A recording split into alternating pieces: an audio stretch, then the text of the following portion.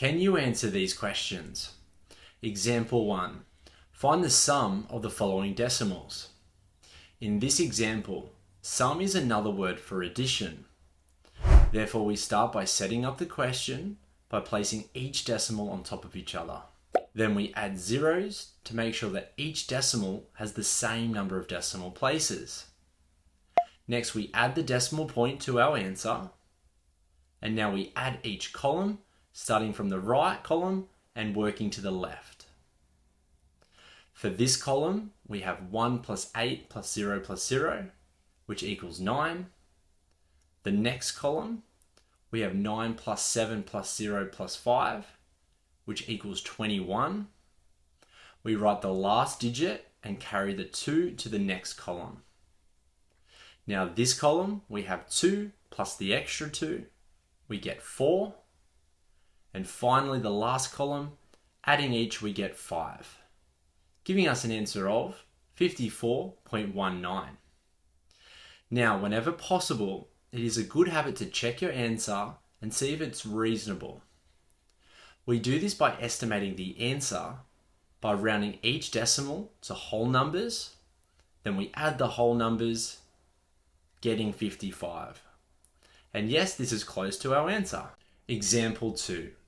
Evaluate the difference. Remember to find the difference between two numbers. This is subtraction. We do this by subtracting the larger number by the smaller number.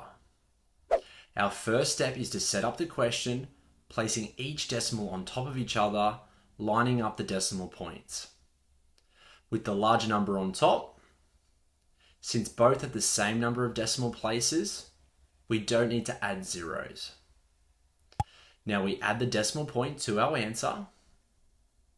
Next, subtracting the rightmost column, 7 minus 3 equals 4. The next column, 2 minus 3, we can't do.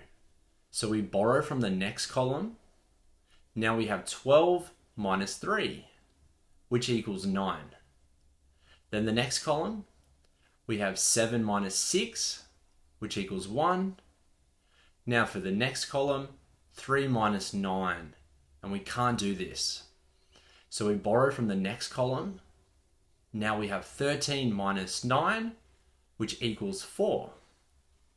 Finally, our last column, we get 6. So our answer is 64.194. Now quickly checking our answer by rounding each decimal to whole numbers, we get 64. And yes, this is close to our original answer. You now know how to answer exam style questions. However, the next lesson is multiplying and dividing by multiples of 10.